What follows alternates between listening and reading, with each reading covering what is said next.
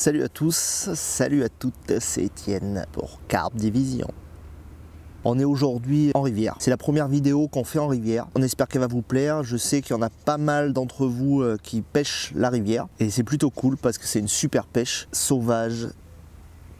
On ne sait pas sur quoi on va tomber, c'est capricieux, on adore la rivière. J'ai retrouvé un collègue de la team Carption, il m'a amené sur un bief qu'il connaissait pas mal. On a passé une trentaine d'heures au bord de l'eau, il a fait 2 nuits, moi j'en ai fait qu'une, pas de carpe, 0 carpe en vue. À un moment il est parti avec son bateau pour voir s'il y avait des signes d'activité et pour faire un petit tour. Il a croisé des carpistes qui étaient un peu plus haut et qui étaient là depuis quasiment 4-5 jours et il n'avait rien fait du tout. Donc le bief vraiment était sur off. Moi il me restait 24 heures de plus à pêcher. Pour éviter de me recasser les dents pendant 24 heures, j'ai décidé de tout plier et de partir sur un autre bief que je ne connaissais pas. Mon Romain, on se promet que la prochaine fois on la vide la rivière. Dédicace. J'ai pris mes affaires, j'ai tout chargé et là j'ai ouvert Google Maps. J'ai fait un petit peu de voiture, je suis allé à droite, à gauche et à force, on arrive à trouver des accès. Petit chemin, bam, on a trouvé le spot parfait. Le problème c'est qu'il était encombré, quasiment impêchable. La panoplie du pêcheur en rivière, tu dois avoir ça obligatoirement. Bon moi c'est un petit, hein. Romain, je sais que tu es un adepte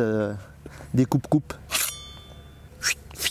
Ça c'est toujours à avoir dans son sac. Vous le voyez pas bien là, mais je suis au milieu de rancier, je suis dans les orties. Pour ouvrir, j'ai taillé un petit peu d'abord à la machette, mais après j'ai pris mon tapis de sol de bivy, je l'ai lancé sur le tas de ronces d'ortie, tu te roules dessus, ça commence à aplatir, ça aplatit, et à un moment c'est bon. J'ai posé ma petite tente par-dessus, j'ai mon petit tapis de sol, la tente, je suis posé dans les ronciers, derrière quand les gens passent en marchant ils ne me voient quasiment pas. Je suis au max, je kiffe, j'adore cette pêche, c'est parfait. Il y a le soleil qui se couche juste en face de moi.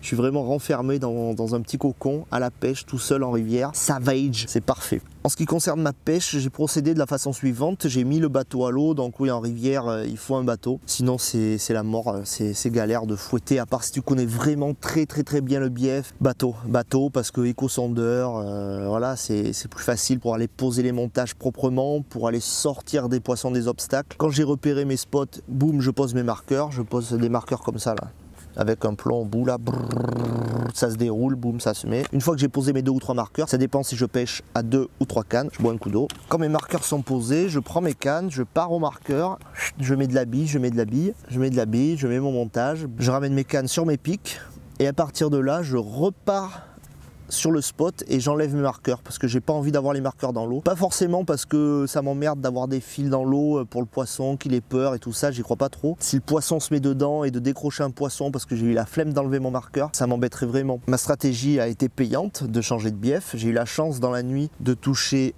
2 fiches et de casser un poisson. 2 petites cocos, c'est des poissons de rivière, ils ont des bouches costauds, ils ont des petites égratignures un petit peu partout, c'est vraiment des guerrières ces carpes et c'est ça qui est intéressant sur la rivière. Je vous montre ça.